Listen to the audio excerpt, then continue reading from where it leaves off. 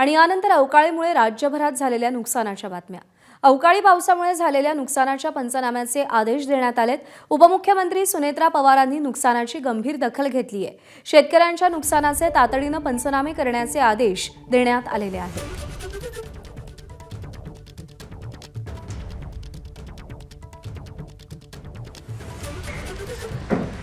नमस्कार साहेब। परवा मागच्या 2 दिवसांमध्ये इथे खूप पाऊस झाला काही भागामध्ये आणि नुकतंच आता पिकाला गहू सुद्धा काढायला आला होता, ज्वारी काढायला आली होती आणि सगळं भुईसपाट झालेलं आहे। आंब्याचा मोहर गेला, द्राक्षाचं नुकसान झालंय, सगळीकडे प्रचंड आता काही ठिकाणी शेत म्हणजे अशी झोपलेली आहेत आणि शेतकऱ्यांचं खूप हाल झाले। तर आपल्याला त्याच्यावरती पंचनामा हे लवकरात लवकर करून घ्यायला पाहिजे साहेब। बर हो हो इथं बारामतीत पण काही ठिकाणी झाले साहेब।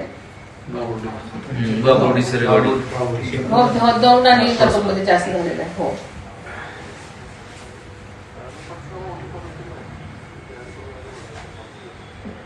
प्लीज जरा असं, कारण शेतकऱ्यांचं बऱ्यापैकी नुकसान झालेलं आहे, म्हणजे ते अत्यंत हवालदिल झाले सगळे। एबीपी माझा, उघडा डोळे बघा नीट।